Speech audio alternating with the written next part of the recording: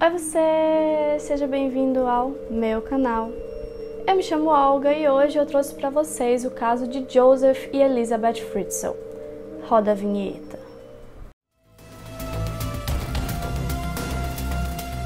Parker County 911, where is your emergency? My house. Okay, what's the emergency? I just killed my mom and my sister. Antes de mais nada, já curte o vídeo aqui embaixo e se você ainda não é inscrito no canal, clica na caixinha vermelha e vem comigo. A gente começa essa história explicando quem é Joseph Fritzl. Joseph nasceu em 9 de abril de 1935 na Áustria. Ele era o filho único de um soldado que acabou morrendo em combate e cresceu sendo criado pela mãe. A mãe de Joseph era uma mulher muito pobre, então ele sempre foi criado de maneira extremamente simples, onde muitas vezes faltava o que era necessário para sobreviver.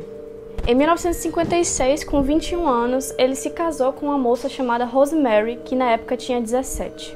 Com Rosemary, Joseph teve 7 filhos, e dentre eles a Elizabeth, que nasceu em 6 de abril de 1966. Elizabeth era a quarta dos 7 filhos de Fritzl. No ano seguinte ao nascimento de Elizabeth, em 1967, Joseph foi preso por estuprar uma mulher na própria casa, e por conta disso ele cumpriu 1 ano e 18 meses de pena. Depois desse fato, ele foi acusado várias vezes de assédio e de tentativas de estupro, mas nunca foi preso por nenhuma delas. Na época, várias colegas de trabalho dele tentaram denunciar ele para o chefe, dizendo que ele assediava elas, que ele tentou estuprar várias, mas nunca deu em nada. Voltando para Elizabeth, ela era uma menina muito quieta, muito calada, ela não interagia, não brincava com as outras crianças ao redor dela e todo mundo percebia isso. E ninguém entendia o porquê desse comportamento dela, já que os outros irmãos eram muito extrovertidos, brincavam sempre na rua, até que um dia descobriram que Joseph espancava a menina e falava abertamente que não gostava dela e não queria ela perto dos filhos dele. Isso eu realmente juntei tudo que ele falava dela, porque ele falava atrocidades pra menina, assim, inimagináveis de um pai se falar pra uma filha. Quando a Elizabeth fez 11 anos, o Joseph começou a abusar sexualmente da menina. E a Elizabeth, que já era quieta e retraída, ficou mais ainda diante do terror que ela vivia na própria casa. E nas minhas pesquisas eu não encontrei nada sobre isso, mas eu imagino que a mãe e os irmãos soubessem de tudo isso, só que eles também sofriam na mão de Joseph. Então fica meio complicado a gente querer que eles denunciassem alguma coisa, sendo que eles também estavam sofrendo praticamente a mesma coisa. E naquela época realmente era muito mais complicado de se denunciar um pai de família do que é hoje em dia. E hoje em dia ainda é muito complicado. Com 16 anos, a Elizabeth tentou fugir de casa com uma amiga, mas ela foi pega e devolvida ao pai. E foi a partir desse momento que a Elizabeth começou a passar as noites fora de casa, em bares, em festas, na casa das pessoas, em uma tentativa de fugir da realidade que ela vivia.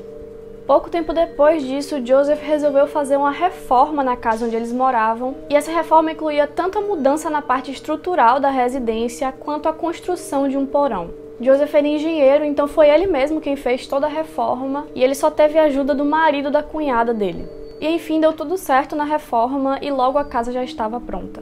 Os problemas de Joseph com Elizabeth continuavam e ele ficava cada vez mais agressivo com ela, até que no dia 28 de agosto de 1984, pouco depois do seu aniversário de 18 anos, a Elizabeth desapareceu.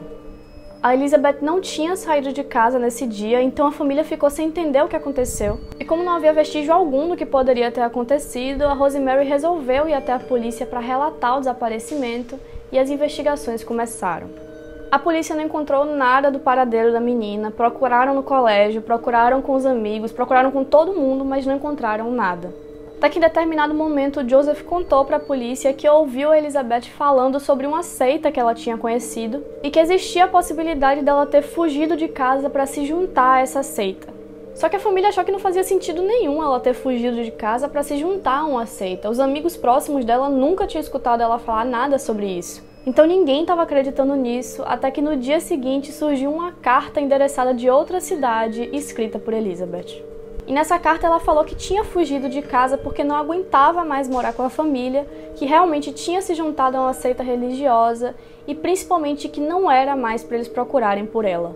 E com o surgimento dessa carta e com a comprovação de que foi a própria Elizabeth que escreveu, a polícia não tinha muito mais o que fazer.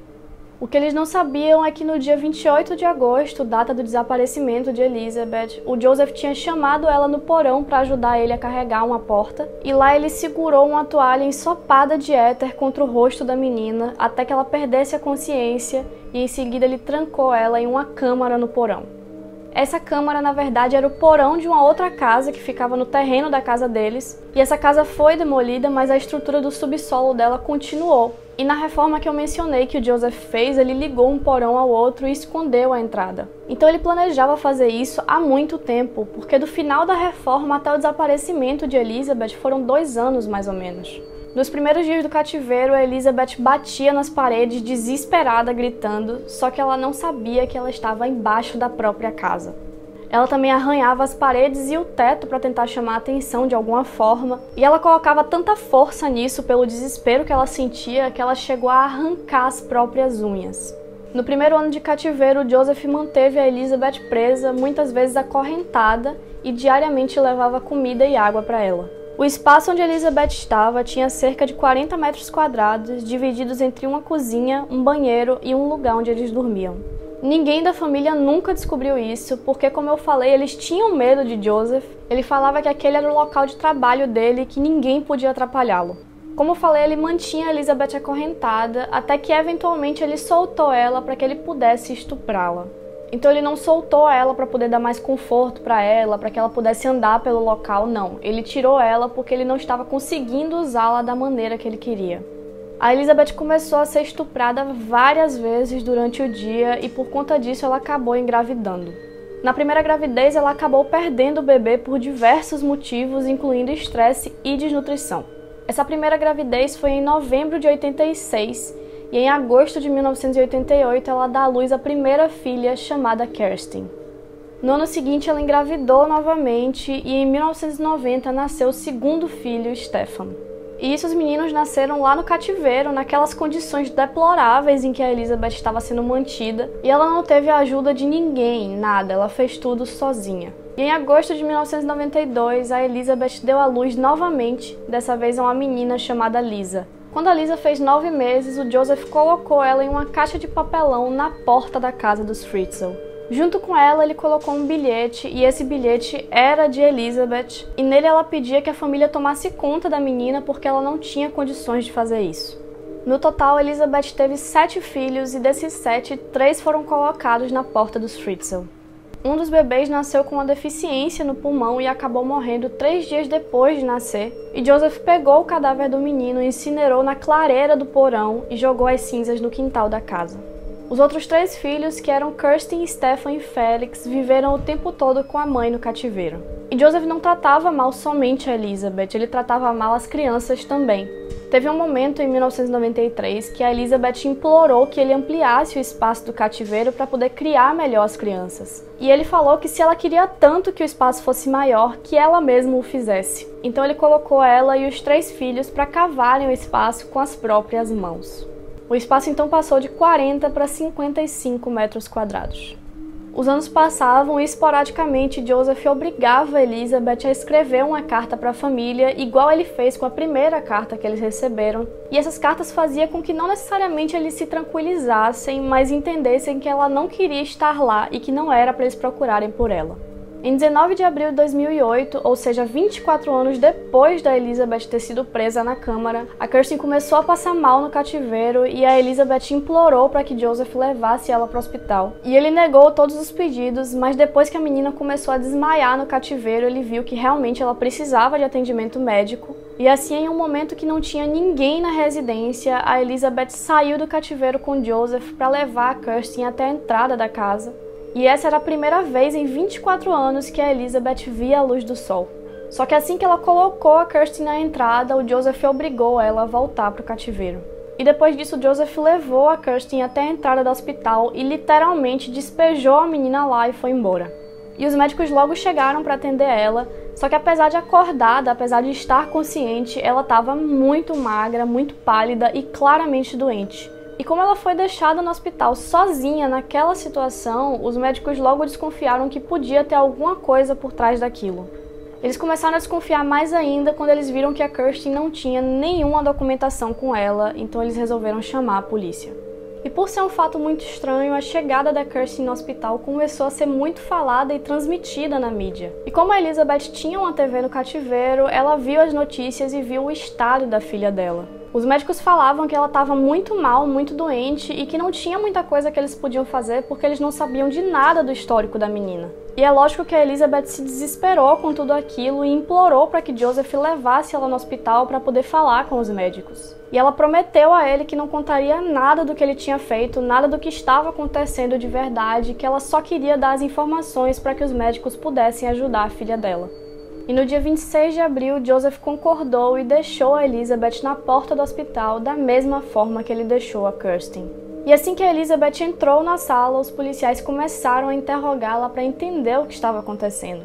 Só que a Elizabeth não interagia e nem via outras pessoas além dos filhos e do Joseph há mais de 20 anos. Então assim, além do medo que ela tinha do Joseph descobrir que ela estava contando a verdade para alguém, ainda tinha toda essa questão dela realmente não saber mais como interagir socialmente. E aí os policiais falaram que se ela não contasse o que estava acontecendo, ela acabaria sendo presa por maus tratos, porque claramente aquela menina não estava saudável e ela acabaria sendo julgada responsável por isso. Então a Elizabeth concordou em contar a verdade, mas antes eles tinham que prometer que ela jamais veria o pai novamente. Eles prometeram e pelas 2 horas seguintes a Elizabeth contou cada detalhe dos 24 anos que ela passou encarcerada pelo próprio pai. Ela contou tudo, desde os estupros até os momentos em que ela era obrigada a assistir filmes pornográficos e a reproduzir eles na frente dos filhos. E isso tudo, segundo o que Joseph falava para ela, era para humilhar ela na frente das crianças.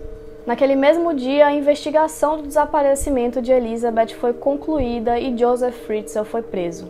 No dia 27 de abril, Joseph levou a polícia até o cativeiro e explicou para eles como funcionava a entrada, e Elizabeth, seus filhos e sua mãe foram levados para um hospital psiquiátrico.